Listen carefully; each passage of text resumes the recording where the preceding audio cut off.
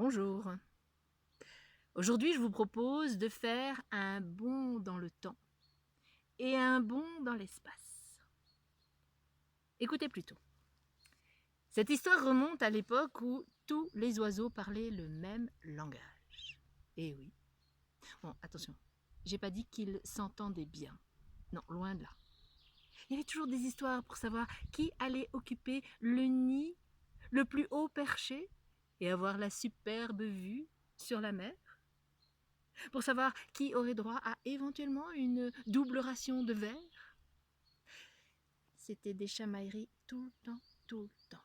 Ça se volait dans les plumes, c'était des coups de bec, des coups de griffe. Alors, à un moment, les plus sages, des plus sages parmi les oiseaux se sont dit qu'il fallait trouver une solution pour enfin apaiser le monde des oiseaux. Ils ont réfléchi longtemps pour finalement décréter que la meilleure des solutions était de trouver un roi qui mettrait de l'ordre dans le règne des oiseaux. Mhm. D'accord, mais lequel? Lequel vous auriez choisi, vous, parmi tous les oiseaux, pour être le roi? Allez savoir. Ils ont eu beau se gratter la barbichette, se gratter la houppette. Rien ne venait. Juste au moment où l'un d'entre eux s'est dit, et pourquoi on ne proposerait pas un concours? C'est ça, un concours. Alors tous les oiseaux pourraient participer et on décréterait que serait roi des oiseaux celui qui volerait le plus haut. L'idée a été acceptée à l'unanimité. Alors on a fait savoir dans le règne des oiseaux la nouvelle. Certains ont tiré des banderoles dans le ciel, lundi prochain, concours. C'est passé sur les ondes. Enfin, tout le monde l'a su. Personne ne pouvait l'ignorer. Du plus petit colibri jusqu'à la plus grande des grues, tout le monde était candidat. Alors ils avaient une semaine, les oiseaux. Une semaine pour se préparer. Du coup, certains sont allés au fitness club des oiseaux pour essayer de faire de la gonflette, essayer de se muscler les ailes. D'autres se sont mis au régime pour être plus aérodynamiques. Certains se sont au contraire graissé les plumes pour ne pas opposer de résistance au vent. Enfin, chacun y est allé de sa petite astuce. Et le lundi suivant, au lever du soleil, tous les candidats étaient alignés. Une ligne qui a fait un cordon tout autour de la terre, tellement ils étaient nombreux. On a placé un sage tous les 50 mètres pour vérifier que tout le monde prenne le bon départ. Et on a compté à rebours. 5, 4, 3, 2, 1, partez! Et ça a été une envolée terrible, ça a fait de la poussière, on voyait plus rien au départ, tellement ils étaient nombreux là, à battre des ailes et à s'élancer vers le ciel. Ça faisait des grands flaps, flaps, flaps, comme si tous les draps du monde étaient secoués à toutes les fenêtres.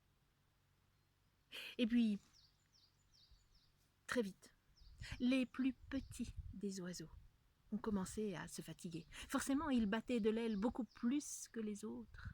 Alors, ils ont dû retourner d'où ils venaient. Mais les oiseaux de moyenne taille et les plus grands continuaient leur ascension. Et au sol, il y avait tous leurs supporters. « Bravo! Bravo les roses! Allez, on compte sur vous !» Les roses, les flamants roses, entre autres. Et puis il y avait des supporters des blancs. « Allez les blancs! Allez, allez, on est avec vous! Allez les noirs! Allez, allez !» Seulement, les oiseaux de moyenne taille ont commencé à manquer d'air, à être asphyxiés. Et ils étaient partis très vite et tous n'avaient pas forcément l'entraînement requis. Alors eux aussi, ils ont dû battre en retraite et regagner la terre ferme. Mais il restait encore les plus gros des oiseaux. Et parmi eux, il y en avait un qui se détachait nettement du peloton.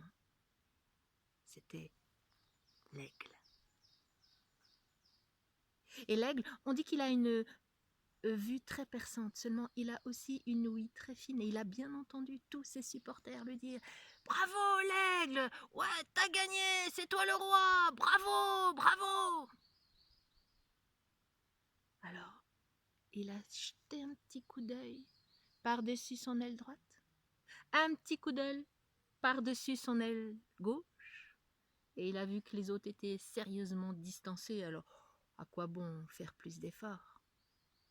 Il a amorcé un demi-tour pour pouvoir se faire couronner. Mais au moment où il allait redescendre, juste au-dessus de lui, une petite chose est apparue.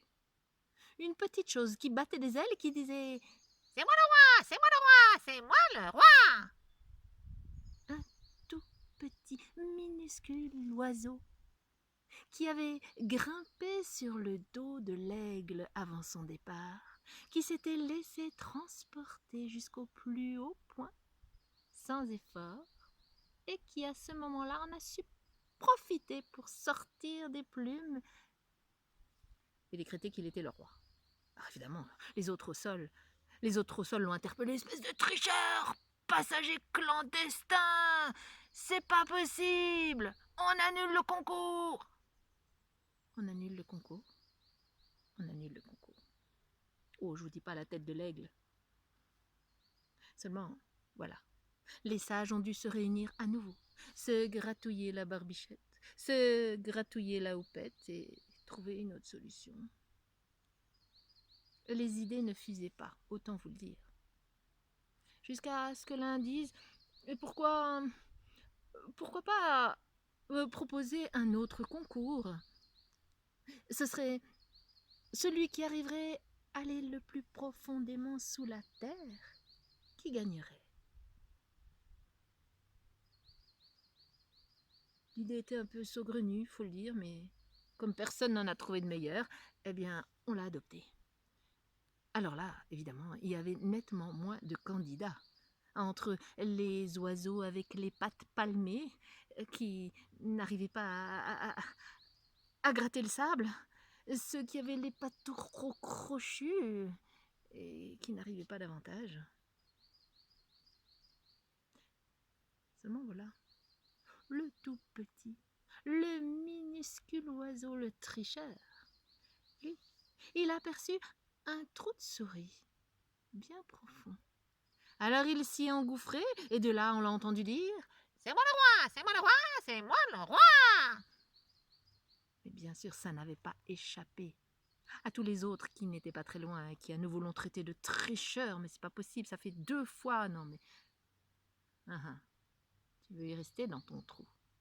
Eh bien, reste-y. Et on a nommé la chouette, geôlière, gardienne de ce petit prisonnier impertinent. Oh, la chouette, elle était fière, avec ses grands yeux. Elle avait l'œil sur le prisonnier. Et lui, il la regardait. Elle le regardait. Il la regardait. Seulement, faites donc l'expérience de regarder un point fixe pendant des heures à un moment. Les yeux sont fatigués. Les yeux clignent. Les yeux ont besoin de repos. Eh bien, autant pour la chouette. Et elle a bien senti le poids de ses paupières. Et d'un sursaut, elle les rouvrait à nouveau, mais ça n'a pas duré longtemps. Du coup, elle s'est dit, tiens, voilà ce que je vais faire. Je vais surveiller l'oiseau d'un œil et fermer l'autre. Quand je serai fatiguée, j'inverserai. Et c'est comme ça que la chouette a surveillé le petit oiseau. Seulement ça non plus, ça n'a pas duré longtemps. À un moment, d'un coup d'un seul, fouf, rideau sur les paupières de la chouette, qui se sont fermées de fatigue, les deux ensemble. Seulement le petit oiseau, il avait eu le temps de se reposer, lui. quand il a vu la chouette. Fouf, fouf, fouf. Il a filé de son trou, je vous prie de croire qu'il est allé se cacher dans un buisson très rapidement. Depuis ce temps-là, le petit oiseau, il ne le quitte pas, son buisson. Oh que non, parce qu'il sait bien qu'il passerait un mauvais quart d'heure si c'était le cas. Oh, il a beau crier à tue-tête. C'est moi le roi, c'est moi le roi, c'est moi le roi. Ça lui fait plaisir. Depuis ce temps-là, du reste, ce petit oiseau-là, on l'a appelé le roi de lait. Quant à la chouette, ou la chouette, les autres l'ont eu mauvaise, de savoir qu'ils ne pouvaient même pas lui faire confiance. Alors ils ont décrété que la chouette, ils ne voulaient plus la voir en plein jour, qu'elle ne sortirait que la nuit. Et elle, la chouette, elle en avait gros sur la patate, hein. Surtout après cette souris qui avait eu le malheur de faire ce trou là. C'est pour ça que depuis ce temps-là, les chouettes ne sortent que la nuit pour chasser les souris. Et mon histoire est finie.